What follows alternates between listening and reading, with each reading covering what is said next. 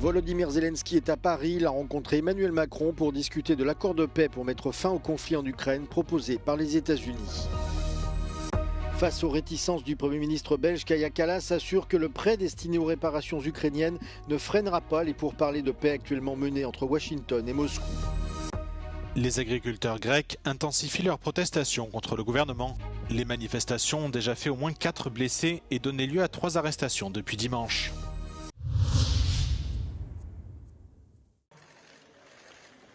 Le président ukrainien Volodymyr Zelensky a rencontré Emmanuel Macron à Paris pour discuter de l'accord de paix porté par les États-Unis.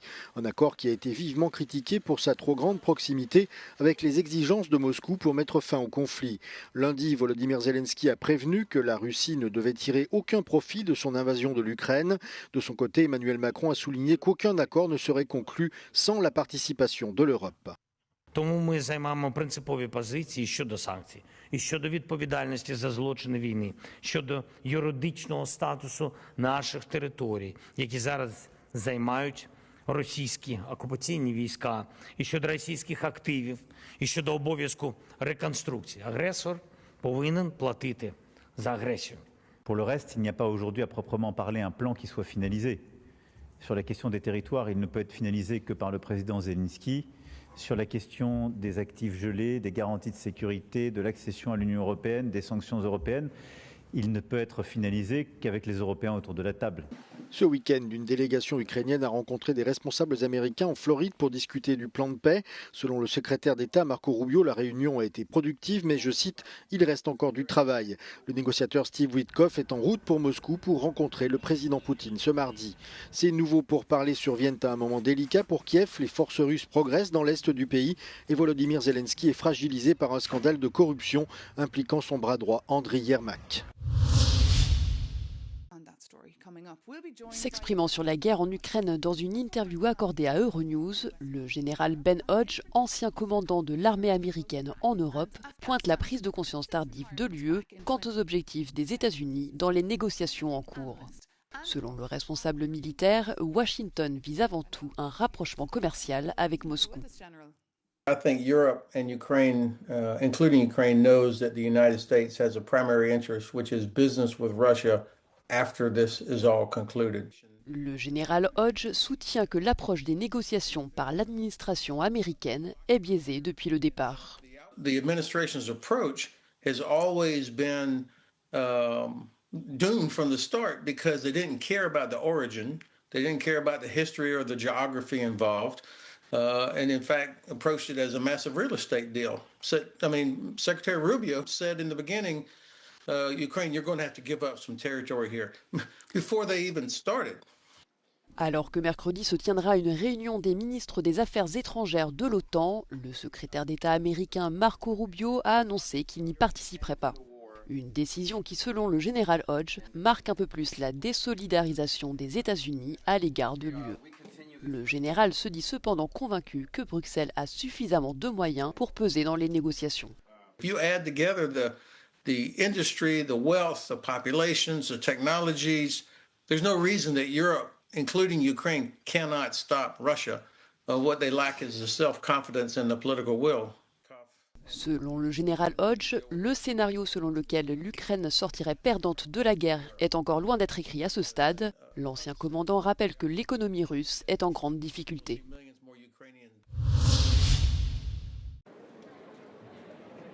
Dans une réponse au Premier ministre belge Bart De Wever, la haute représentante de l'UE pour la politique étrangère, Kaja Kallas, a déclaré que l'approbation d'un prêt pour les réparations en faveur de l'Ukraine donnerait à l'Union européenne une plus grande influence à la table des négociations pour mettre fin à la guerre menée par la Russie. Bart De Wever avait précédemment averti que cette proposition risquait de faire dérailler le processus diplomatique. Mais Kaja Kallas a souligné que l'approbation du prêt pour les réparations enverrait 3 messages forts. D'abord à l'Ukraine pour montrer que l'UE reste pleinement à ses côtés. ensuite à la Russie pour lui rappeler qu'elle ne pourra pas avoir l'Europe à l'usure, et enfin aux États-Unis pour prouver que l'UE agit de manière résolue et crédible.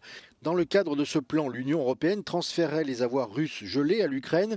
Kiev ne serait invité à rembourser le prêt que si Moscou acceptait de compenser les dommages. Toutefois, le Premier ministre belge Bart De Wever s'est opposé à plusieurs reprises à cette proposition. Il affirme qu'elle pourrait présenter un risque pour la Belgique. Les avoirs sont en effet stockés dans les coffres de la société Euroclear à Bruxelles et qu'elle pourrait enfin constituer un frein pour la Maison-Blanche qui tente de décrocher un accord entre l'Ukraine et la Russie. La présidente de la Cour pénale internationale, Tomoko Akane, a déclaré lundi lors de la réunion annuelle de l'institution que celle-ci ne céderait pas aux pressions des États-Unis ou de la Russie.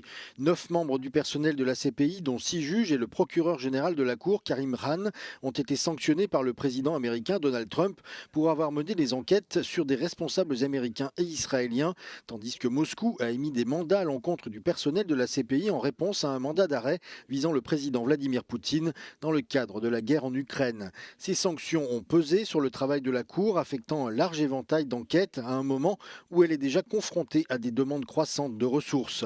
La réunion d'une semaine de la Cour s'est ouverte ce lundi et l'ordre du jour comprend l'approbation de son budget face à une pression croissante et à des gros titres défavorables. Les agriculteurs grecs ont intensifié lundi leur mobilisation contre le gouvernement.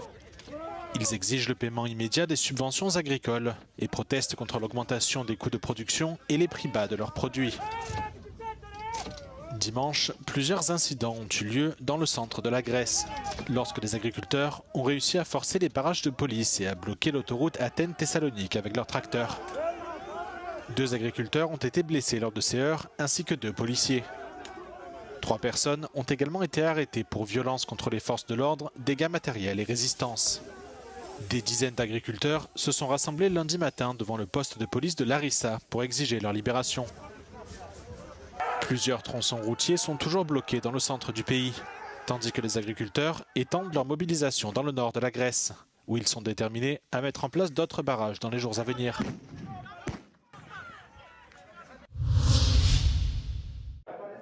La course à la présidentielle dans sa dernière ligne droite au Honduras.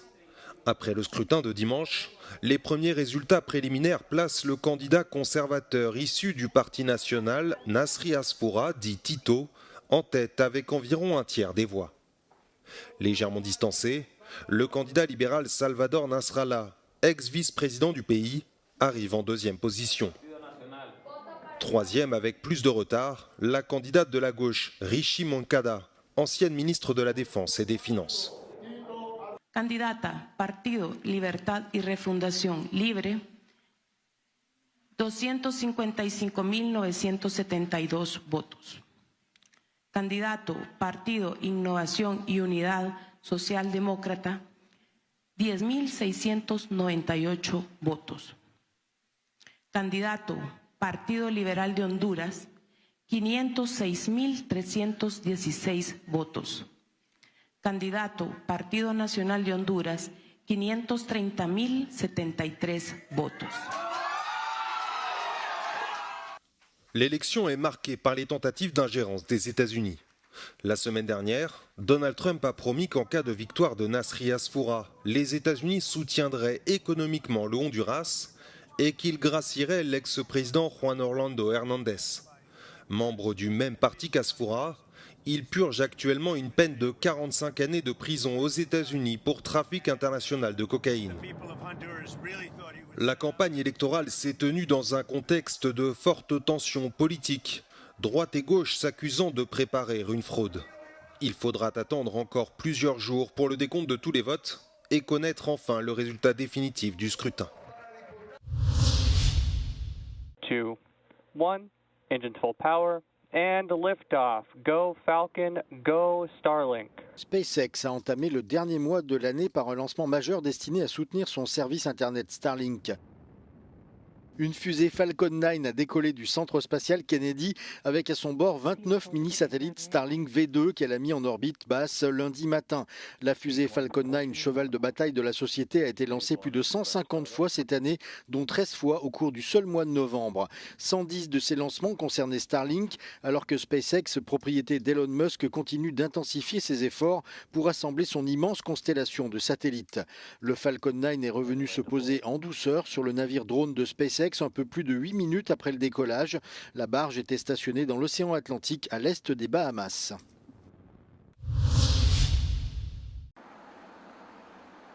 Les crypto-monnaies ont entamé un nouveau mois dans le rouge. Le Bitcoin a enregistré une baisse de 5% de sa valeur dans les échanges européens ce lundi, approchant 73 500 €. La monnaie numérique connaît une baisse importante et prolongée après avoir atteint sa valeur record de près de 110 000 € en octobre dernier. Cette baisse est attribuée à une augmentation significative des liquidations et des ventes, les détenteurs de la monnaie cherchant à tirer profit de leurs investissements. L'Ethereum, la deuxième crypto-monnaie la plus importante en termes de capitalisation boursière, a connu des trajectoires similaires depuis son record historique en novembre. D'autres monnaies plus petites comme Solana poursuivent également leur tendance à la baisse.